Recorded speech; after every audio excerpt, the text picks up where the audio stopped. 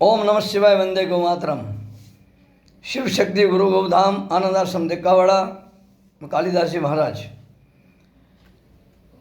આપણે સર્વે જાણીએ છીએ કે આવતીકાલે તારીખ 30/10/2025 ગુરુવાર ગોપાષ્ટમીના પાવન દિવસે સણાવ ગામની પાવન ધરા પર ગૌ સેવા સંઘ સંસ્થાન દ્વારા એક ભવ્ય ગૌપુષ્ટિ મહાયજ્ઞનું આયોજન કરવામાં આવેલ હતું, પરંતુ અનિવાર્ય સંજોગોના કારણે જે મેઘરાજાએ જે અકલ્પિત રીતે જેનું આગમન થયું અને પરિણામે એ પ્રોગ્રામની અંદર થોડો ફેરફાર કરવામાં આવ્યો છે।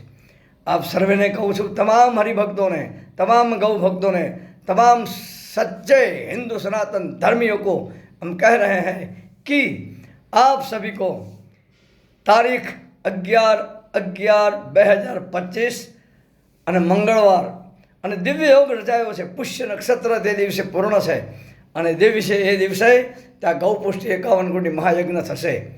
સાથે સાથે આપ સર્વે ભક્તજનોને એક નિવેદન કરું છું, આમંત્રણ પણ આપું છું કે ચાલુ સાલે મહાશિવરાત્રિ ઉપર શિવશક્તિ ગુરુ ગૌધામ આનંદ આશ્રમ દેકાવાડાની પવિત્ર ધારા પર 51 મણ સરસો જેના એક એક દાણે ઓમ નમઃ શિવાયના જાપ કરીને એકત્રિત કરવામાં આવશે અને ગૌ માતાને રાષ્ટ્રમાતા જાહેર કરવામાં આવે, ભારત વર્ષને હિન્દુ સનાતન રાષ્ટ્ર જાહેર કરવામાં આવે।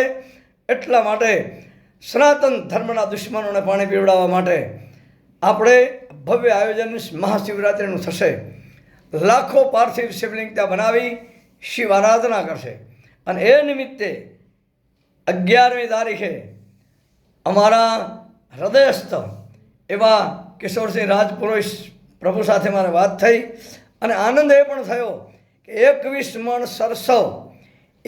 મણ સરસવ આપણે તારીખ 11/11/2025ના રોજ ત્યાં હરિભક્તોને આપવામાં આવશે અને ગૌ ભક્તો દ્વારા, સનાતન હિન્દુ ધર્મીઓ દ્વારા એક એક દાણે ઓમ નમઃ શિવાયનો જાપ કરી એની સરસવને એકત્રિત કરવામાં આવશે।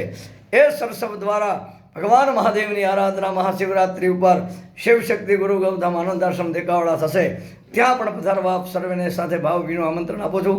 પણ ફરીવાર આપણો કાલનો જે કાર્યક્રમ 30 તારીખનો એ કાર્યક્રમમાં ફેરફાર કરવામાં આવ્યો છે અને તારીખ 11/11/2025 કર્તક વદ 7 અને મંગળવારના રોજ દિવ્ય પુષ્ય નક્ષત્રમાં ગૌ પુષ્ટિ 51 કોટી મહાયજ્ઞ થશે। સર્વે ભક્તોના હૃદયમાં રહેલી ગૌ ભાવનાને કાલિદાસજી મહારાજના વંદન અને ગૌ સેવા સંઘના આયોજક ભાઈઓ અને સંસ્થાના આયોજક મિત્રો, આપના હૃદયમાં રહેલી ગૌ ભક્તિને પણ કાલિદાસ મહારાજ નમન કરે છે। ઓમ નમઃ શિવાય, ઓમ નમઃ શિવાય, ઓમ નમઃ શિવાય। જય ગૌ માતા, જય ગૌ માતા, જય ગૌ માતા।